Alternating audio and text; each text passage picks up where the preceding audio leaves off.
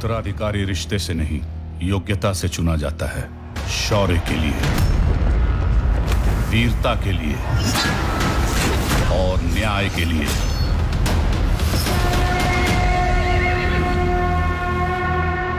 पृथ्वीराज चौहान का दिल्ली के सिंहासन पर राज्याभिषेक किया जाता है। वर्षों तक मुगलों की नकली कहानियां गढ़ने वाले मुंबई फिल्म उद्योग का नशा धीरे धीरे ही सही उतर रहा है। पहली बार भारत के असली वीरों की कहानियां बड़े पर्दे पर आ रही हैं। यदि अब कोई सेक्युलर धूर्तता नहीं की गई तो भारत की नई पीढ़ी पहली बार उन वीरों की सच्ची कहानी जान पाएगी जिन्होंने इस देश को बनाया और बचाया। फिल्मों से लेकर स्कूली पुस्तकों तक में अब तक हमें यही बताया जाता रहा कि हम हमेशा हारते रहे। जिन्होंने युद्धों में हमें जीता और रौंदा वो खलनायक नहीं बल्कि हमारे नायक थे।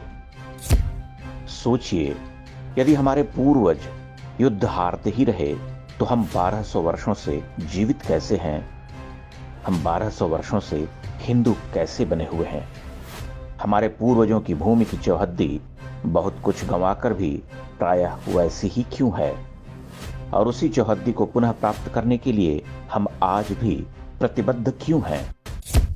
वर्ष 1947 में मिली कथित स्वतंत्रता के बाद भी हमारे मन मस्तिष्क में यह बात बिठाई जाती रही कि राजपूतों ने लड़ाइयां तो लड़ी लेकिन वे हारे हुए योद्धा थे। वे कभी अलाउद्दीन से हारे, कभी बाबर से हारे, कभी अकबर से, तो कभी औरंगजेब से। क्या वास्तव में ऐसा ही हुआ? हम पृथ्वीराज चौहान, महाराणा प्रताप जैसे योद्धाओं को महान तो कहते हैं, लेकिन हमें उनकी हार की कहानियां ही पता हैं। महाराणा प्रताप के बारे में ऐसी पंक्तियां गर्व के साथ सुनाई जाती हैं। जीत हार की बात न करिए, संघर्षों पर ध्यान करो। कुछ लोग जीत कर भी हार जाते हैं, कुछ हार कर भी जीत जाते हैं। सत्य यह है कि हमें वही इतिहास पढ़ाया जाता है जिनमें हम हारे हैं, ताकि एक समाज के रूप में हमारा मनोबल तोड़ा जा सके। ये कुकृत्य किसने किया कहने की आवश्यकता नहीं है। सम्राट पृथ्वीराज चौहान की बात आती है तो हमें बताया जाता है कि तराइन के दूसरे युद्ध में महमूद गौरी ने पृथ्वीराज चौहान को हराया था, लेकिन वह तो उनका अंतिम युद्ध था।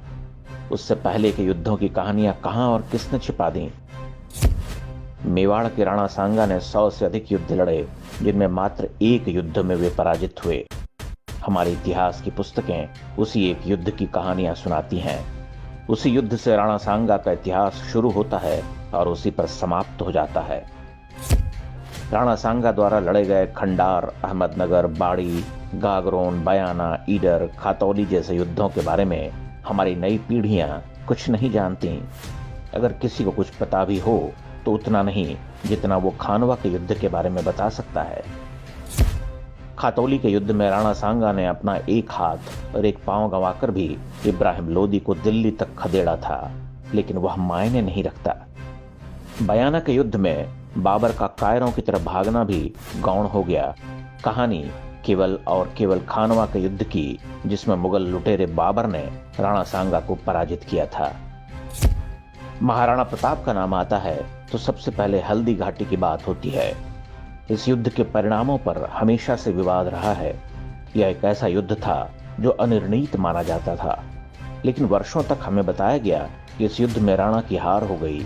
लेकिन इससे पहले महाराणा प्रताप ने गोगुंदा, चावंड, मोही, मदारिया, कुंभलगढ़, ईडर, मांडल और दिवेर जैसे कुल 21 बड़े युद्ध जीते। 300 से अधिक मुगल छावनियों को ध्वस्त किया। महाराणा प्रताप के समय मेवाड़ में लगभग 50 दुर्ग थे, लेकिन सभी पर मुगलों का अधिकार हो चुका था। 26 दुर्गों के नाम बदलकर मुस्लिम नाम रखे गए। उदयपुर मोहम्मदाबाद और चित्तौड़गढ़ अकबराबाद बन चुका था। फिर आज कैसे उदयपुर को हम उदयपुर के नाम से ही जानते हैं, ये हमें कोई नहीं बताता। 50 में से 2 दुर्ग छोड़कर शेष सभी पर महाराणा प्रताप ने विजय प्राप्त की थी और लगभग संपूर्ण मेवाड़ पर दोबारा अधिकार किया। लेकिन हमें तो सिर्फ हल्दी घाटी युद्ध का इतिहास पढ़ाना है, बाकी युद्ध तो सब गौण हैं इसके आगे। राणा अमर सिंह ने मुगल लुटेरे जहांगीर से 17 बड़े युद्ध लड़े। उसकी 100 से अधिक चौकियां ध्वस्त की, लेकिन हमें पढ़ाया जाता है कि वर्ष 1615 में महाराणा अमर सिंह ने मुगलों से संधि कर ली थी। वर्ष 1597 से 1615 के बीच का पूरा इतिहास पुस्तकों से लुप्त है।